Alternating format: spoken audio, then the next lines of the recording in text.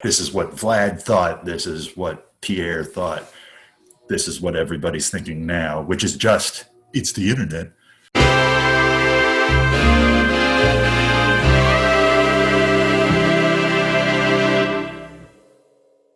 Welcome to Nodding Off with Mark and Connor. I'm Mark, he's Connor, and today we're going to be talking about new versions of the noosphere and what that means for us as people moving forward. Let's get to it.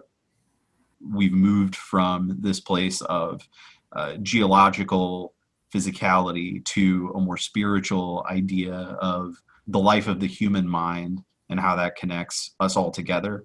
And connects us to God, if you're at least inclined that way. Mm-hmm. And now to sort of some new ideas about what the noosphere is and how we participate in it. Connor, I guess we've talked previously about how the noosphere, as it's sort of understood in this popular context, a popular like 21st century context, is a bit different from how you tend to approach it yourself. And part of that seems to be the difference between transcendent and technological forms of humanity and transhumanity. So let's first start talking about kind of how the noosphere exists in the popular awareness, and then we'll kind of start talking about some of our own ideas about it. So transhumanism, as technology progresses through the 20th century, gets really married into technology. Particularly, there's an American Iranian fellow named FM 2030 who really pushes the idea of body augmentation through surgery, through building machines into the body, which eventually gets to, as the internet becomes a thing, he's very much into backing yourself up on the internet. Martine Rothblatt, Terra Sem kind of stuff, which if you want, we can talk more about. Martine, an amazing figure. But so I found that when I first started putting these ideas out on the internet, I made a video about like, what is the noosphere? And all the comments were like, the noosphere is the internet. Like, it's very easy to think of like, well, we have a global mind of all of us, and it's this mundane thing. It's in the wires. It's the internet, which of course so boring. I think it's boring. Yeah, I mean, sure, the internet's great and totally is this interconnectedness of human thought in some ways, but it's also heavily mediated by corporations and internet connections. And I don't know, we spend all of our time on like 3 different websites, and that's it at this point. So I feel like it's really hard to say like this is the noosphere brought to you by Facebook, Google, right, and Microsoft. Well, and I feel like our culture shows that we understand that that's a horrifying way to look at it. You know, we're replete with warnings from Terminator to Gene Wolfe. There's a whole section about, you know, Seriaka when she's saying the robots are trying to teach us how to be human again. Right. That's what they're talking about. We know that's bad. And it's not what the original concept was. So I was trying to tackle that way back in the 7th grade. This is all just creative crap. I was in the 7th grade. I didn't know what I was talking about, but I wanted there to be this spiritual space that kind of mirrored the 3-dimensional physical space. And I felt that time was a part of that. This 4th dimension of time would be length, like length is length in space. Madeline Langdell really introduced that idea to me. And then Douglas Adams in Mostly Harmless, where he really drives home that probability is a 5th dimension that is at right angles to time. Right. And it seems like that's something that's getting borne out in quantum mechanics, right? Totally. Yeah. Well, in string theory, at least, not everybody's into it, but it's very popular right now. Although pop culture gets it wrong, which I feel like we should talk about that later. The idea of parallel universes is dangerous. Right. There's not a multiverse. there's an omniverse. And it seems like the omniverse, I know just from talking to you in the past, that seems like a really core concept to what we're talking about here. It is. That instead of looking at possible realities as these sort of physically and I guess ontologically distinct things, we have to look at them as one thing. Exactly. Like when you look at inches in a foot, the inches aren't discrete. It's a continuum. And the same thing with time. Yesterday is not distinct from today. So the right angle of time, the width of time, or the breadth of time, however you want to go with it, you can't like go to the room next door with it. It's part of, and I believe that Roger Penrose, with his idea of a quantum consciousness or quantum mind, where the mind is smeared across several different universes, which is how we're able to imagine different outcomes, because our mind is actually in universes, in a way, in universes where those different outcomes happen. It's a recognition of that. Of course, these ideas of Penrose are not that popular, but then again, Roger Penrose is the person who figured out all the math of what happens inside of a black hole. So he's not an idiot, Right. Yeah. I mean, I think that there tends to be this feeling specifically with science that there's a threshold that you reach with science, and it tends to boil things down to materialism and like kind of pure physicalism. And then when you start talking about spirituality or sort of ephemeral, non-physical phenomena in the human life, then you're getting to a place where this can't possibly be science anymore. I think a lot of people really feel uncomfortable about crossing this line from science into something that doesn't feel as concrete. And which I don't think that means that it's not necessarily science anymore. But I think a lot of people really do tend to feel like, well, if we can't repeat it, if we can't experiment on it, if it's not something that we can all just agree on these core concepts, then it doesn't count, and we kind of have to dispense with it. And we can really see this with the rise of the softer sciences: psychology, anthropology, sociology. Robert Pirsig, in the sequel to Zen and the Art of Motorcycle Maintenance, has a bit where he talks about the first anthropological department of a college had a physicist assigned as their advisor, and he was the one that was like, you can't go native, you have to like figure out objective rules objective laws that apply to all of these things. And it hamstrung those disciplines because that's just not the nature of them. Yeah. And at the same time, you were having the third Solvay Congress or whatever, and the rise of these quantum mechanics, where people were saying, you know what, hard science physics, the observer in some ways affects the observed, and these electrons aren't either waves, are particles, they're both, and it's what you're looking for that affects which one they are right now to you.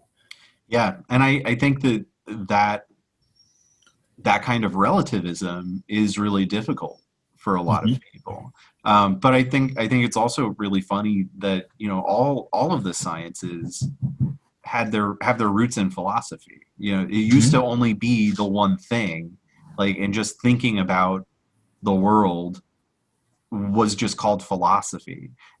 and then it got broken up in all of these different ways. And I think that it's easy to say, oh, well, this is progress, because we used to just have this one unified thing, and now we can get really granular with all of it. And granularity, that doesn't mean that something's growing or progressing or moving forward. It just means that you're taking a magnifying glass to it. We started getting into it, and then we got excited about a million things. But so let's talk more about what the noosphere is to you.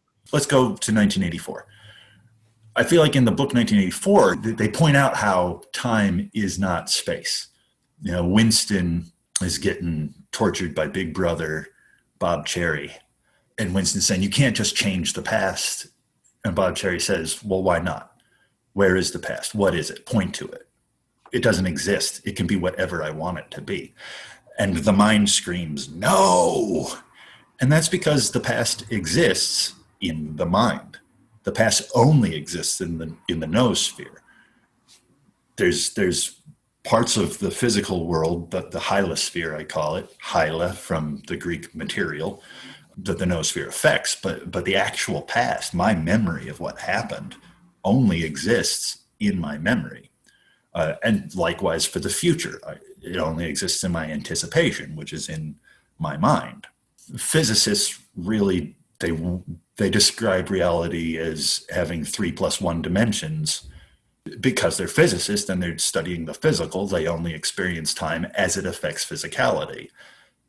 But time is larger than that when you bring in things like psychology, my memory of stuff, sociology and anthropology, how my memory of what's going on and your memory of what's going on and other people's memory combines to create this whole history that affects the group of people that we live in. So yeah, that's where you can see that there is, although they are the physical world and the mental world, the hylosphere and the noosphere are different, they too are part of a spectrum, and they kiss. Right. So it's, you can't think of them as two separate realities that are maybe superimposed on top of each other. Though, I mean, that's one way to think about it, but it's not, they're not that distinct ultimately. Right. They're expressions of each other. And it's so the last bit of this is, for a long time, I was very unsatisfied with this model.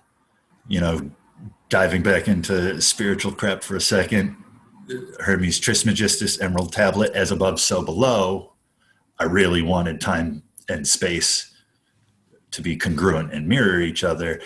Where's that third dimension of time? I started to realize what I thought that the depth of time, that third dimension of the noosphere. There was a woman that I dated on and off a lot through my youth. We spent one wonderful day in New Paltz and we were kissing behind a stairwell someplace in town. We broke up. 3 years later, we got back together. That lady was living in New Paltz. And she was telling me about how she worked in a bakery, and every day she would walk from her house to the bakery, and she took one particular route. One day she took a different route, and she passed this staircase that she had seen 1,000 times before, but this time she came at it from a different angle, and she could see, oh, that's the staircase where we made out that time, and it became a totally different thing for her. And for whatever reason, that got me thinking like, oh, the meaning of it had changed. And so that is the depth of the noosphere. You start with just the skin of things. It's a staircase that in one context, it's just a staircase, whatever. It is what it is. But when she looked at it in a slightly different angle, it was not just a staircase. It was a memory of a lovely time. So would you classify that as meaning? Yeah, that's what I called it at first. I keep playing around with different words. Meaning is the best one. And if you think about it, if we look at meaning as going from this concrete place, it's a staircase, to a more abstract thing. Oh, this is a staircase where I had a lovely time. So now it represents lovely times and love in general. So now this staircase, although it's a staircase, also is connected to a rubber duck that I had given her. Now the staircase and the rubber duck are part of the same symbol structure. So it's abstracted out to the point where duck and staircase are the same thing. And I feel like this dovetails in with Teilhard de Chardin's idea of the noosphere being part of this process, this evolutionary process of an intensification of information. That omega point would be where you're able to conceive of a symbol that represents everything, where everything means everything, which is kind of coming back full circle to where each thing is what it is, but you're conceiving of all things as the symbol of all things. And that is that central point. That's the middle of the noosphere. Going back to meaning as depth of the noosphere, probability being at right angles to time makes sense because it's a bunch of times put next to each other, creating a plane. And another reason why that wasn't satisfying to me is that's all concrete information. It's all just information of how I'm perceiving this physical world around me. When we add in this depth of meaning or abstraction, it seems to me that that's occurring at right angles to both of those things, that you have an object moving through time, moving through probability, but then becoming more abstract, moving upward from both of those things, or more properly, inward towards that point where everything means everything. Because of that, as concrete symbols are small, but then feed into a larger concept, that kind of creates a curving of that skin. So now we can see that the noosphere is a literal sphere. If a whole bunch of points feed into one common symbol, which joins with other symbols to feed into a common meta symbol, that pulls the concrete skin of things into a spherical shape, with the omega point, Teilhard's second coming, at the center of it. And that's the noosphere. Is there anything else that you want to say about this idea, where you're at with the noosphere, especially as it stands in opposition to a more popular version? Well, it goes back to what we were saying. Like, it's disturbing to a hard scientist, to physicists, biologists, chemists, people who are working with the physical world, because there's an implication, I guess, that there's a larger reality and that imagination at some points might be more real than the physical thing that's going on in front of you. Although, again, all over our culture, we see art reaching for this very concept. One of my favorite illustrations of this is The Lord of the Rings. If you look in the first part of the Silmarillion, Iluvatar, which is Silmarillion's god, exists in the void of nothing. And he starts to sing, and each of the themes of the song becomes the different gods. And as those gods sing their themes, that's their song becomes a world which Tolkien calls Ea. Incidentally, that also is the name of the first god ever. It's the Akkadian name of Enki, of the Sumerian Enki. But in Tolkien's Legendarium, Ea literally means that which exists. This implies that the God that creates that which exists doesn't exist. So there is this, I feel like there's this part of our culture, at least, that understands imagination is more real than the physical world. And I also feel like this fixes so many problems that we have with, like, disagreements, just disagreements in general about what that is over there or what happened. Like, we can disagree and both be right because we're just experiencing a different noetic realization of this Hylic world. Oh, perhaps we should talk about subjective idealism. Do you think subjective idealism is its own discussion? I think that maybe should be its own discussion. The physical world versus the imaginary world, and who wins or fails to win, and why and how. Yeah, I'm into that. I think that's also a really good entry into the ideas of the nod, I think. Totally. Like imagination is such a big part of that. So, Mm-hmm. Okay, we're going to talk more about subjective idealism and the imagination versus the physical world, and ultimately how that relates to the Noetic Oracular deck and what that means. So let's. I'll show you the life of the mind. I'll show you the life of the mind. Yeah. Beautiful. Hey, thanks for watching. This has been Nodding Off with Mark and Connor. Remember to like and subscribe this channel, the Mercury Theater Television. Check back, watch all of our great content. Wolfpack is our most regular feature, but we have lots of plays, readings, wrestling, all kinds of good stuff for you here. So like and subscribe and check back in for more Nodding Off.